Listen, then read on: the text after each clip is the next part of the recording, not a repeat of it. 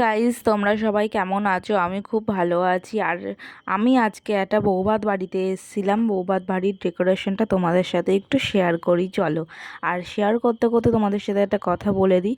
আর এই বৌভাত বাড়িটা ছিল হচ্ছে 5ই ফেব্রুয়ারি, আর আমি পোস্ট করছি 27শে মার্চ। মানে বুঝতে পারছো আমি কতটা অলস। একটা ভিডিও এডিট করব, তার জন্য আমি ল্যাদ খেতে খেতে খেতে আজকে ভাবলাম চলো আজকে আমি বৌভাত বাড়ির এটা আমি আজকে ছাড়ি, পোস্ট করি। ছদ্দি বদ্দি, আমার শাশুড়ি, আমার বর, আমি, শুধু আসেনি আমার শ্বশুর আর ছোট জামাইবাবু, বড় জামাইবাবু এসেছে। ওদের সবাইকে আমি এক এক করে দেখিয়ে দেবো। তো চলো মেন কোর্সে যাই। এখানে আছে ককটেল। আমার বড়দি একটা ককটেল নিল আর আমাকেও একটা ককটেল দিল। আমি খেয়ে দিয়ে চলে যাব এবার আইসক্রিমে। আমি আইসক্রিম খেতে খুব ভালোবাসি, জানো তো। আইসক্রিম খেয়ে দিয়ে বড়দি বললো, তুই জিলিপি খাবি? আমি বলছি হ্যাঁ দিদি, আমি জিলিপি খাবো, কারণ জানে আমি মিষ্টি খেতে ভালোবাসি। তাই আমার দিদি ওখানে ভিড়ের মধ্যে আমাকে জিলিপি এনে দিল, আমি খেলাম। আর এটা হচ্ছে বড় বউ, আর অ্যালবাম ভিডিও করেছে।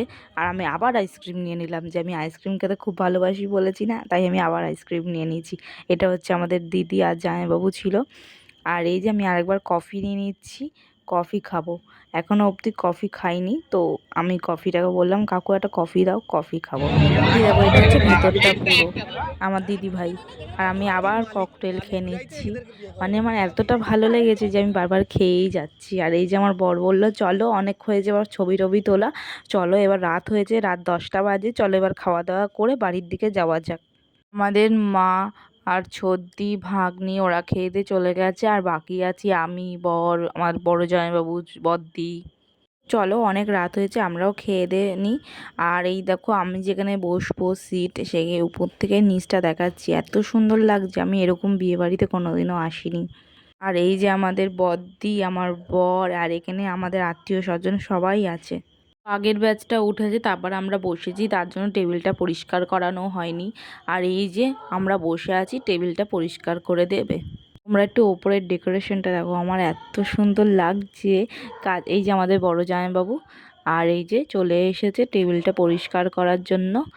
আর এখানে টেবিল পরিষ্কার করা হয়ে গেলেই আমরা বসে পড়বো। এবার চলো মেনুগুলো তোমাদেরকে বলি। এখানে স্যালাড দিয়ে দিয়েছিল প্রথমে, তারপরে দিয়ে দিল একটা ভেজিটেবিল। কি টেবিল বলো তো, তোমরাই দেখে আমাকে কমেন্ট বক্সে বলবে। তারপরে দিয়ে দিল নান মতন একটা, ভেতরে মশলা ভরা। আর এখানে দিল একটা পনির দিয়ে, মটরশুঁটি দিয়ে, তারপর দিল পোলাও। পোলাওয়ের সাথে ছিল হচ্ছে পাতুরি। পাতুরির পর দিয়ে দিল মাটন। তো চলো মাটন খেয়ে লাস্ট পাতে হচ্ছে সন্দেশ, রসগোল্লা। বাড়ি চলে যাচ্ছি, ভাল লাগলে লাইক কমেন্ট শেয়ার।